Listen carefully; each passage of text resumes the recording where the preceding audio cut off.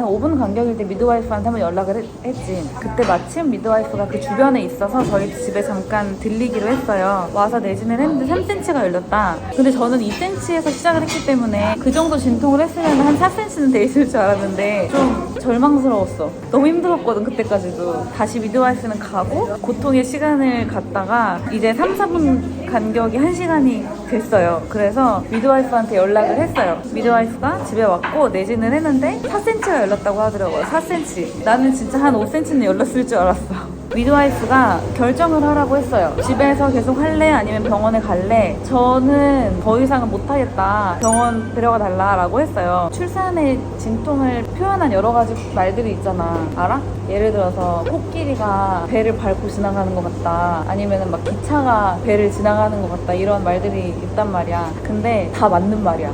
다 맞는 말인데 이거를 정확히 표현할 수가 없어. 그리고 허리가 진짜 아파. 배도 당연히 아픈데 이 둘레가 다 진짜 아파. 그래서 음식 나왔다. 땡큐. 음식이 나왔으니 좀 먹고 다시 이어가 볼게요. 팬케이크랑 메모 쇼콜라, 프렌치 토스트. 밥을 먹고 나왔는데 비가 와요. 비가 와 자꾸만 와. 아까 어디까지 말했지? 병원 가고 싶다고 했나? 울부짖었잖아. 병원 보내달라고. 내가 그때 물어본 게 나 지금 병원 가면 무통주사 맞을 수 있냐고 물어봤어. 가능하대. 그래서 나 지금 에피듀럴 맞아야 된다 그랬더니 미드와이프가 병원에 전화를 했어요. 출발을 해야 되는데 그때가 이미 진통이 3, 4분 간격으로 때로는 2분 간격으로 오고 있을 때라서 어딥다가 막 한번 엘리베이터까지 가다가 막 엘리베이터 안에서 주차장에서 차로 가다가 혹시 막 소리 질렀잖아 차에서.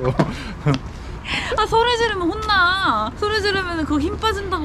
호흡 제대로 하라고. 근데 차 안에서 소리 질렀잖아. 울부짖었잖아. 차 안에서는 미드와이프가 없었잖아. 짐승처럼.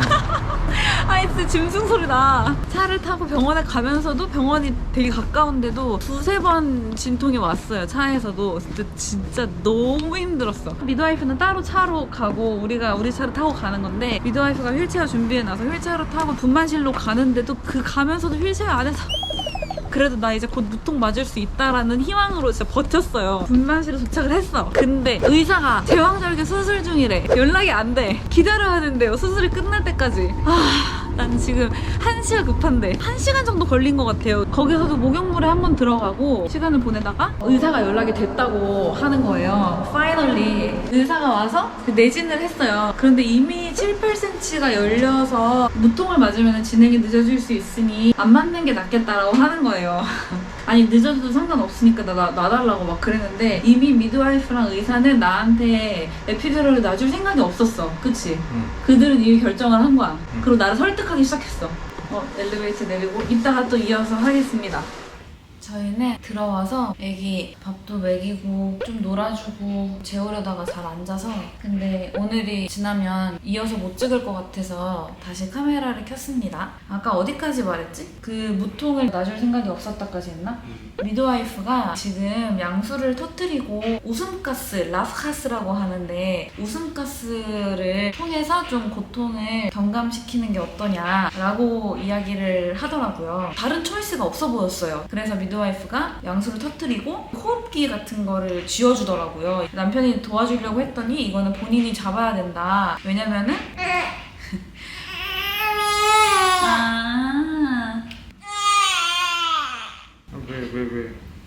왜 좋다고 할 땐 언제고? 본인이 잡고 있어야 혹시나 정신을 잃거나 하면은 이걸 떨어뜨리기 때문에 본인이 잡아야 된대요. 진짜 너무 힘들었어. 이게 또 끼는 게 되게 불편하게 돼 있어가지고 이게 뭘 끼고 있으니까 호흡도 잘 안 되고 솔직히 효과가 진짜 있는지 모르겠어요. 그냥 웃음가스라는 게 효과가 하나도 없어서 어이가 없어서 웃음이 나서 웃음가스인 것 같더라고요. 그렇게 꽤 오랫동안 버틴 것 같아요. 웃음가스를 하면서 미드와이프가 다시 내진을 하더니 이제 문이 거의 다 열렸다. 이제 힘주기를 하자라고 하더라고요. 거의 진통이 1분 간격으로 계속 오고 있었어요. 그러니까 진짜 쉴 틈이 없어. 그래도 이제 거의 다 왔구나, 힘 한 번 주고 나왔다, 힘 3번 주고 나왔다 이러는 사람들이 있잖아요. 진짜 조금만 더 하자라는 마음으로 힘주기를 시작을 했는데 진통이 올 때마다 힘을 줘야 돼요. 자세를 여러 번 바꿨어요. 누워서도 하다가 의자에 앉아서도 하고 뒤에서 남편이 이렇게 받쳐주면서도 하고 되게 다양한 자세로 힘주기를 계속 시도를 했는데 진짜 별짓을 다 해도 아기가 안 나오는 거예요. 정말 최선을 다해서 힘을 주고 있는데 근데 이제 아기 머리가 계속 보인다고 조금만 더 하면 된다, 조금만 더 하면 된다 하는데 이게 그 왜 수박이 껴있는 느낌이라는 사람들의 말이 있는데 그 정도 느낌이 아니라 불가능한 거를 하라고 하는 느낌이었어요. 나올 것 같지가 않은데 머리가 보인다는 것도 나는 못 믿겠는 거야. 더 이상 못하겠다고 백큐으로 머리를 잡아서 뽑을 수가 있단 말이에요. 그래서 나 백큐으로 뽑아달라고 막 얘기를 하기 시작했는데 미드와이프는 백큐으로 애기 머리를 빼면은 애기가 머리가 아프다고 그러는데 난 지금 이제 그딴 거 모르겠고 내가 아파 죽을 것 같은데 뽑아달라고 막 했는데 미드와이프가 알았다, 의사랑 상의를 해보겠다라고 했어. 근데 안 했어, 내가 보기엔. 그렇게 힘주기 시간이 거의 1시간 반 동안 하고 나서 제정신이 아닌 거예요. 한국말로 막 못하겠다고 하기 시작을 했어요. You can do it 그러면은 막 no 이게 아니라 나 못하겠어요 막 이랬나? 내가 뭐라고 했어? 못하겠어?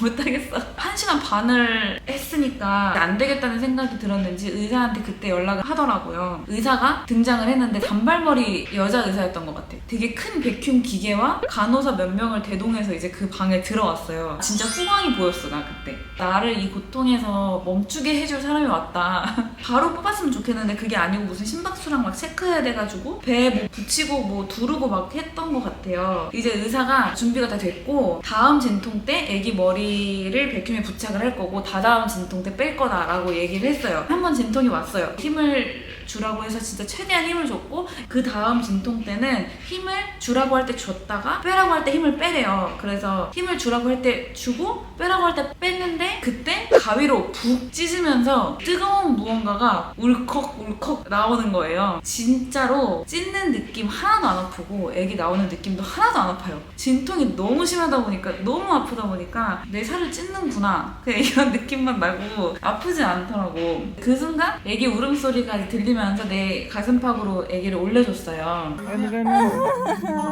can hold it. You can hold it.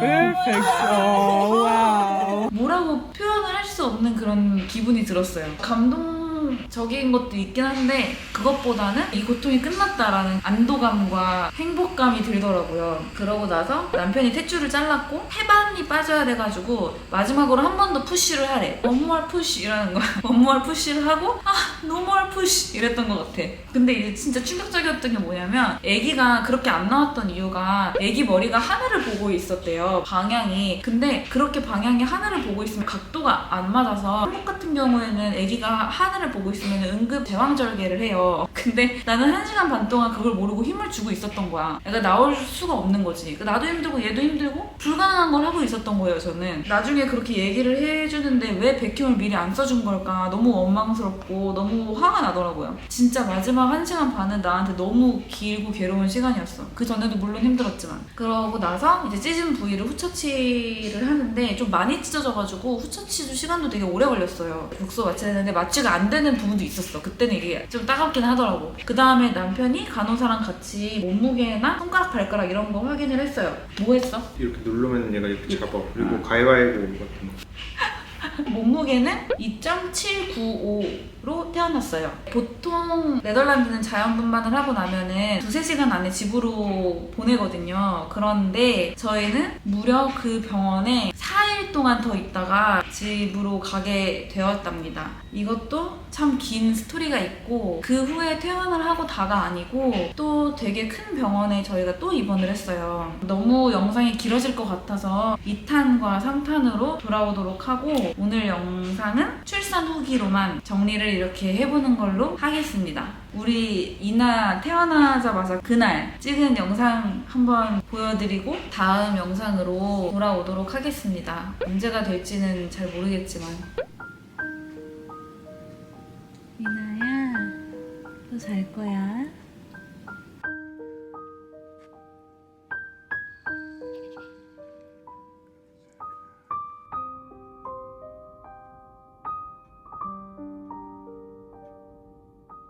오늘도 오늘도 영상 봐주셔서 감사하고 출산 잘 할 수 있게 응원해주시고 기도해주신 분들도 다들 너무 감사드립니다.